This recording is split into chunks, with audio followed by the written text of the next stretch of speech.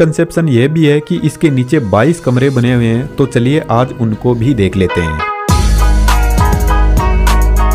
ताजमहल को white marble से बनाया गया है, पर ऐसा नहीं है। शाहजहां और मुमताज महल की कब्र बनी हुई है, यह असल में फेक टॉम्ब है, इसके अंदर कुछ भी नहीं है। ने सबसे पहले चैलेंज लिया कि जमीन को तब तक खुदाई की जाए जब तक मजबूत मिट्टी या स्ट्रॉन्ग रॉक ना आ जाए। ताजमहल 400 साल पहले बनाया हुआ इंजीनियरिंग का एक जबरदस्त मास्टरपीस है, जो आज भी पूरी मजबूती से खड़ा है। इसकी टेक्नोलॉजी को देखने के बाद साइंटिस्ट आज भी ऐसा मानते हैं कि शायद ही आज फिर से ऐसी बिल्डिंग बनाई जा सके। जितना अट्रैक्टिव ताजमहल देखने में लगता है, उससे भी ज्यादा अट्रैक्टिव इसकी इंजीनियरिंग है, और शायद इसी वजह से यह आज दुनिया के 7वें अजूबे में शामिल है। इस वीडियो में हम ताजमहल के कंस्ट्रक्शन की बेहतरीन इंजीनियरिंग को समझने की कोशिश करेंगे। ताजमहल आगरा में यमुना नदी के किनारे बना हुआ है, और इसका साइट सिलेक्शन भी एक बहुत ही टेक्निकल डिसीजन था। यदि आप इस्लामिक आर्किटेक्चर को देखते हो तो ये मोस्टली गार्डन के सेंटर में बने हुए हैं, लेकिन ताजमहल की हम सैटेलाइट इमेज देखें तो यह गार्डन के सेंटर में नहीं बल्कि गार्डन के नॉर्थ में बना हुआ है। तो क्या यह एक मिस्टेक थी इस्लामिक आर्किटेक्चर की या एक ब्रिलियंट इंजीनियरिंग? यदि इन सैटेलाइट इमेज को थोड़ा ऊपर से देखें तो यहाँ पर भी आपको एक परफेक्ट सिमेट्री दिखाई देगी। ताजमहल के जस्ट ऑपोजिट साइड में एक और सेम टू सेम ऐसा ही गार्डन बना हुआ है, जिसका नाम है मेहता बाग गार्डन, जो सेम साइज और सेम स्क्वायर में है। और आज की मॉडर्न इंजीनियरिंग से हमें पता चला कि उस टाइम के इंजीनियर्स ने नदी और इस गार्डन को भी इसी ताजमहल का ही पार्ट बनाया है। और इस हिसाब से देखा जाए तो ताजमहल गार्डन के एकदम सेंटर में बना हुआ है। और ताजमहल को मेहता बाग गार्डन से देखा जाए तो यहाँ से भी यह एक शानदार लुक देता है। इसके साथ नदी से यदि आप ताज को देखोगे तो नदी में ताज का शानदार रिफ्लेक्शन दिखाई देता है, जो असल में इंजीनियर्स के दिमाग में ब्रिलियंट विजुअल्स थे ताजमहल को लेकर कि यह बनने के बाद में कौन सी साइड से कैसा दिखेगा। ताजमहल का फाउंडेशन इतना मजबूत है कि अर्थक्वेक, फ्लड्स और भारी बारिश की सिचुएशन में भी यह शान से खड़ा रह सकता है। ताजमहल के फाउंडेशन का आइडिया मिलिट्री फाउंडेशन और सिविल इंजीनियरिंग से लिया गया है, जो इनडिस्ट्रक्टेबल है। नदी के आसपास के एरिया में एक स्ट्रॉन्ग फाउंडेशन तैयार करना बहुत चैलेंजिंग काम है, क्योंकि एक तो पानी की वजह से मिट्टी का कटाव होता रहता है, और ऊपर से फिसलन भरी मिट्टी जो किसी भी फाउंडेशन को डिस्ट्रॉय कर सकती है। तो इंजीनियर्स ने सोचा क्यों ना एक ऐसा फाउंडेशन बनाया जाए जो पानी की वजह से कमजोर ना हो बल्कि मजबूत होता जाए। तो इंजीनियर ने सबसे पहले चैलेंज लिया कि जमीन को तब तक खुदाई की जाए जब तक मजबूत मिट्टी या स्ट्रॉन्ग रॉक ना आ जाए। जिस तरीके से आज के टाइम में हम बिल्डिंग बनाने से पहले स्ट्रॉन्ग बीम बनाते हैं, ठीक उसी तरीके से ताजमहल के फाउंडेशन में स्ट्रॉन्ग बीम्स के लिए कुएं खुदाए गए, और कुओं को तब तक खोदा गया जब तक कि स्ट्रॉन्ग रॉक की मोटी लेयर ना मिल जाए। और लगभग 15 से 20 मीटर की खुदाई के बाद सेवरल मीटर मोटाई वाली रॉक की लेयर मिली। 1632 में जब ताजमहल का कंस्ट्रक्शन स्टार्ट हुआ तो उस टाइम तक सीमेंट का आविष्कार नहीं हुआ था, तो इंजीनियर्स को एक ऐसे मोर्टार की जरूरत थी जो स्ट्रॉन्ग भी हो और पानी के साथ में मजबूती से टिका रहे। तो उस टाइम तक एज ए मोर्टार लाइम ही था, जिसको चूना बोला जाता है, और आज भी बहुत सारे लोगों की चॉइस सीमेंट की जगह चूना ही होता है। कुआं बनाने के लिए सबसे पहले राउंड शेप में वॉल बनाई गई, और फिर इसमें वुडन पाइलिंग की लेयर सेट की गई, और सेंटर में एक लकड़ी की शाफ्ट सेट की गई, और फिर चारों तरफ छोटे छोटे पत्थरों को भी भरा गया, और साथ में चूना को भी भरा गया। फिर एक और वुडन पाइलिंग सेट की गई, और फिर से लाइम और पत्थरों को साथ में भरा गया। इन छोटे छोटे पत्थरों को मलबा भी बोलते हैं। इस तरीके से 100 से भी ज्यादा कुएं बनाकर एक मजबूत फाउंडेशन तैयार किया गया, जिस पर ताजमहल को बनाया गया। अरे यह क्या हुआ? यदि इस टाइप का फाउंडेशन हमने बनाया होता तो कुछ ही टाइम बाद में ताजमहल गिर जाएगा। और यह विजन आज से 400 साल पहले इंजीनियर्स के पास में था, क्योंकि जो लाइमस्टोन मुगल बादशाह शाहजहां के इंजीनियर्स ने यूज में लिया था, उसको जब इलेक्ट्रो माइक्रोस्कोप से चेक किया गया तो काफी शॉकिंग रिजल्ट निकल कर आए। लाइमस्टोन में बहुत सारे स्मॉल ग्रेन्स, प्लांट डेब्रीज पाए गए, जिनमें मोस्टली शुगर, काली मिर्च, चने का आटा और कुछ लोकल फ्रूट्स और ट्री रेजिन्स, जिसको पेड़ से निकलने वाला गोंद भी बोला जाता है, जो आई थिंक आपने ट्रीज पे चिपका हुआ देखा होगा। इन सब को चूने के साथ में मिलाकर फिर वेल में मलबे के साथ में भरा गया, और कुएं से एक शाफ्ट को बाहर निकाला गया, और इस तरीके से हंड्रेड्स ऑफ कुओं से एक स्ट्रॉन्ग वाटरप्रूफ स्ट्रक्चर बनाया गया। अब यहाँ पर ध्यान देने वाली बात यह है कि इन वेल के अंदर लकड़ी एक मेन कंपोनेंट है और रिवर के पानी की वजह से यह जो वेल है उनके चारों तरफ पानी भरा रहता है और यह पानी एक ऑक्सीजन फ्री इन्वायरमेंट क्रिएट करता है और वेल में लगी हुई लकड़ी पानी में हमेशा भीगी हुई रहती है और लकड़ी पानी में ज्यादा मजबूती से रह सकती है जब तक उसको ऑक्सीजन ना मिले। तो यहाँ पर ताजमहल का फाउंडेशन यमुना नदी के पानी से ज्यादा मजबूत होता जा रहा है, लेकिन आज के टाइम में इंजीनियर्स के लिए एक बड़ी चुनौती यह भी है कि यमुना नदी का पानी सूख रहा है, जिसकी वजह से लकड़ी धीरे धीरे सूखने लगेगी जो फाउंडेशन में इनस्टेबिलिटीज क्रिएट कर सकती है। तो यहाँ पर फाउंडेशन की रेगुलर वॉचिंग रखी जाती है। यमुना रिवर के आसपास के एरिया में भी यदि आप घूमने जाते हो तो आपको वहां पर ऐसे कुएं बने हुए दिख जाएंगे जो शायद मिट्टी के कटाव को रोकने के लिए बनाए गए थे। कुएं के ऊपर जो शाफ्ट है इनको एक दूसरे से कनेक्ट करने के लिए यहाँ पर एक ब्रिक्स का स्ट्रॉन्ग स्ट्रक्चर बनाया गया जो एक शाफ्ट से दूसरी शाफ्ट से कनेक्ट होते हुए एक आर्च बनाती है और इस तरीके से यहाँ पर बहुत सारी आर्चेज और टनल्स बनाए जाते हैं। ताजमहल की बिल्डिंग का वेट 25,000 टन तक है जो पर स्क्वायर मीटर में 25 टन का प्रेशर डालता है। तो इतने हेवी वेट को इवनली डिस्ट्रीब्यूट करने के लिए इस तरह का स्ट्रक्चर तैयार किया गया। वेल को सपोर्ट करने के लिए लाइम का फिर से एक बेड बनाया गया और इसी तरीके से मलबे का एक और फाउंडेशन तैयार किया गया इन आर्चेज के अराउंड। इस तरीके से ताजमहल का मजबूत फाउंडेशन बनके तैयार हुआ जिसके ऊपर फिर से ब्रिक्स की एक और लेयर बनाई गई और इस लेयर के ऊपर ताजमहल की मेन बिल्डिंग का बेस बनाया गया जो लगभग 7 मीटर की हाइट का है। अब यहाँ से ताजमहल की मेन बिल्डिंग बनना स्टार्ट होती है जो वाकई में इंजीनियरिंग का एक अद्भुत इन्वेंशन है। आपके यहाँ पर एक डाउट आ सकता है कि आज के मॉडर्न इंजीनियर्स को यह कैसे पता चला कि फाउंडेशन कैसे बनाया गया था, क्या हमने इसकी खुदाई की थी? नहीं, ऐसा नहीं है। इस फाउंडेशन का पता करने के लिए जियोग्राफिकल इन्वेस्टिगेशन की जाती है जिसमें जियो रडार जैसे डिवाइसेस होते हैं जो जमीन के अंदर पल्सेस भेजते हैं और चेक करते हैं कि कितनी पल्स वापस रिफ्लेक्ट होकर आती है और इसी बेस के ऊपर जमीन के अंदर लेयर्स की जांच की जाती है।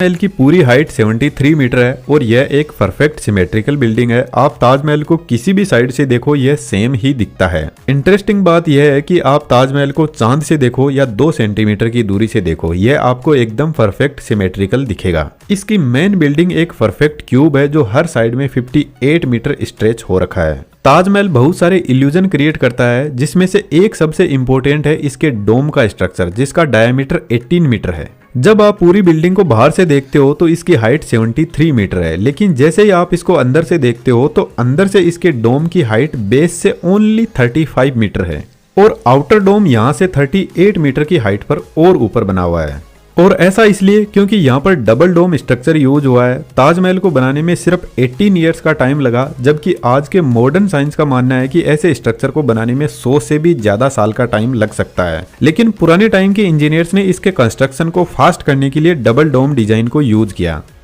इनर डोम सिर्फ 35 मीटर हाइट पे बना हुआ है जो बाहर के डोम को बेस प्रोवाइड करवाता है। आउटर डोम इनर डोम के 38 मीटर ऊपर बना हुआ है। आउटर डोम को फास्ट बनाने के लिए सबसे पहले यहाँ पर सिर्फ एक सिलेंड्रिकल शेप खड़ा किया गया और फिर इसको एक परफेक्ट डोम का शेप प्रोवाइड किया गया। इनर डोम और आउटर डोम के बीच में एक खाली गैप रखा हुआ है जो एक इंसुलेटर की तरह काम करता है जो ताजमहल के सेंट्रल चेंबर को गर्म होने से बचाता है। इनर डोम की हाइट कम रखने का एक रीजन यह भी है कि अंदर बैठकर कोई बात करे तो इको कम हो। एक सबसे बड़ा भ्रम यह भी है कि ताजमहल को व्हाइट मार्बल से बनाया गया है, पर ऐसा नहीं है। ताजमहल की पूरी बिल्डिंग को ईंटों से ही बनाया गया है ताकि इसके कंस्ट्रक्शन को फास्ट किया जा सके और फिर इसके ऊपर 8 से 10 इंच थिक व्हाइट मार्बल की लेयर सेट की गई है।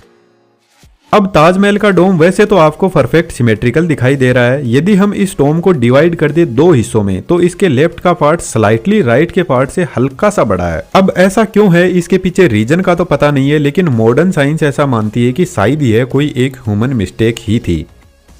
ताजमहल में जो व्हाइट मार्बल लगा हुआ है वह राजस्थान के मकराना शहर से लाया हुआ है जो डोलामाइट से बना हुआ है और यहाँ का मार्बल वर्ल्ड वाइड फेमस है। इस व्हाइट मार्बल की खास बात यह है कि यह लाइट के साथ में बहुत अच्छे से इंटरेक्ट करता है और इसी वजह से ताजमहल दिन के अलग अलग टाइम में अपना कलर भी चेंज करता रहता है। लेकिन यदि आप इस मार्बल को नजदीक से देखोगे तो इसमें कुछ डिजाइन बनी हुई है और यह डिजाइन कोई कलर से नहीं बनाई गई है। यहाँ पर असल में जेम स्टोन यूज किया गया है मार्बल के अंदर। ऐसी डिजाइन बनाने के लिए मार्बल के अंदर ऐसी जगह बनाई जाती है और फिर मोर्टार से स्टोन को अंदर चिपका दिया जाता है। और ताजमहल के अंदर जो स्टोन यूज हुआ है उसको एग्जामिन करने से पता चला कि इसमें कुछ स्टोन ही इंडिया में मिले हैं, बाकी ऑल ओवर वर्ल्ड से मंगवाए गए, जिसमें अफगानिस्तान, अफ्रीका, ईरान जैसे देश भी शामिल है। लेकिन आज के टाइम में ताजमहल का मार्बल स्ट्रगल कर रहा है हमारी वजह से। ताजमहल के आसपास में फैक्ट्रियां और गाड़ियों के पोल्यूशन से इसका मार्बल येलो होता जा रहा है। लेकिन आर्कियोलॉजिकल सर्वे ऑफ इंडिया इसका पूरा ख्याल रखते हैं और रेगुलर क्लीन करते रहते हैं, और इसको क्लीन करने के लिए बेहतरीन एशियन टेक्नोलॉजी यूज करते हैं जिसका नाम है मुल्तानी मिट्टी।